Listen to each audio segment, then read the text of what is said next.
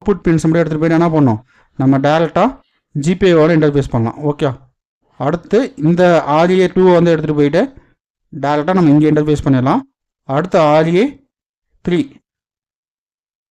Okay, RA3ல் வந்து நம்ம connect பண்ணலாம். அடுத்து RA4 வந்து நம்ம யூஸ் பண்ண முடியாது, அது வந்து கவுண்டருக்கு மட்டும் தான் யூஸ் ஆகும். அடுத்து RA5 எடுத்துகிட்டு போய் நம்ம இன்டர்ஃபேஸ் பண்ணிச்சா ஐசியை டபுள் கிளிக் பண்ணுறேன். டபுள் கிளிக் பண்ணிவிட்டு அதில் ப்ரோக்ராம் ஃபைல் வந்து நான் லோட் பண்ணுறேன். லோட் பண்ணி மல்டிபிள் ஏடிசி இன்டர்ஃபேஸ் இருக்குது, அதை ஓகே கொடுத்தாங்க.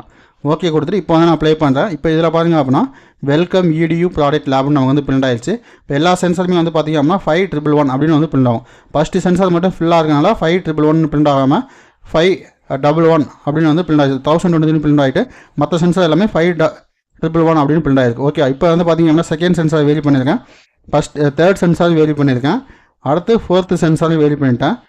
ஓகே, ஃபோர்த்து சென்சார் பார்த்திங்க அப்படின்னா இன்னொன்னோட வேல்யூ ரெடியூஸ் பண்ணுறேன். ஓகே, அடுத்து ஃபிஃப்த்து சென்சார் வந்து பார்த்திங்க அப்படின்னா அதையும் ரெடியூஸ் பண்ணுங்க. அப்போ 5 சென்சாருமே வந்து பார்த்திங்க அப்படின்னா வேல்யூஸ் வந்து டிஃப்ரெண்ட் வேல்யூஸ் வந்து ஷோ ஆகுது. இதில்